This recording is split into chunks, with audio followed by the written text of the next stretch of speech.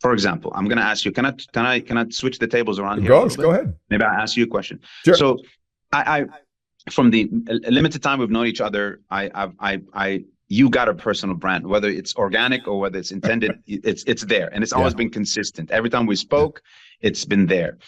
So I ask you this: what would be the top 2 principles and values that really mean a lot to you? What are they, Mark? Like the thing that you truly believe in.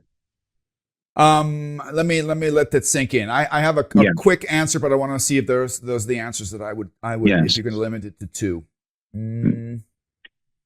One thing that is a deep, profound principle for me, and it can be formulated in many different ways.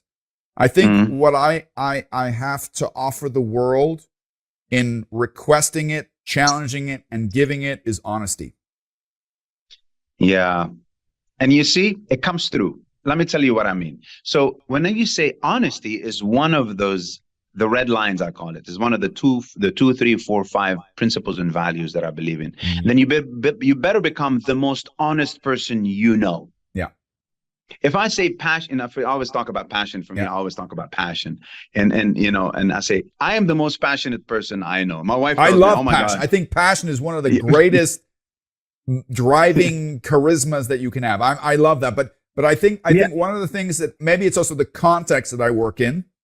I'm often called by clients into troubled projects, and I have a mantra that I started off my consulting business with, because when I was hired as a consultant and they asked me, do you want to be a consultant? I kind of crinkled my nose and said, hell no. Because I had experienced certain consultancies and I didn't like their approach. I didn't like their haughty approach. And my guiding mantra since the beginning of my consultancy is I'll be kind, I'll care, but I will tell you what you need to hear and not what you want to hear. That's not my job. Yeah.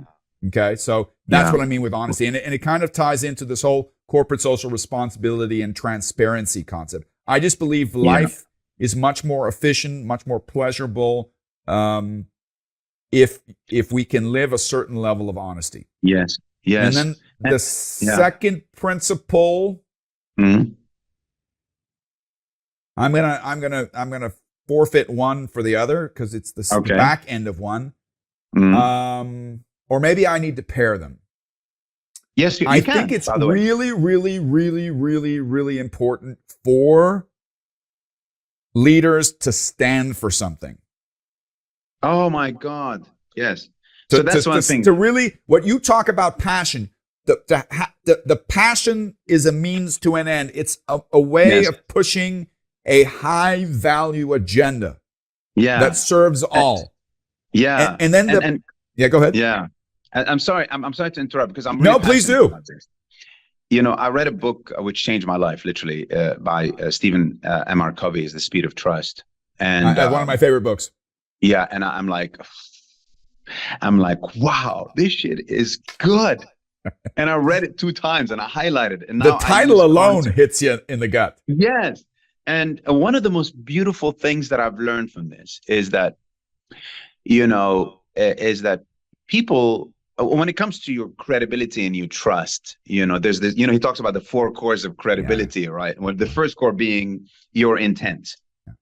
Right, it's the things that are inside of you, and he uses the tree examples. The 4 cores. Intent is like the seed. Yeah. And I thought, okay, well, in our culture, let me tell you now, to go back to Thai culture and leadership. Yeah.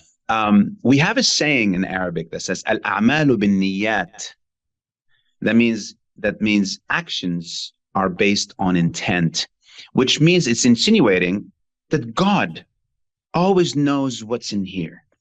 Your intent.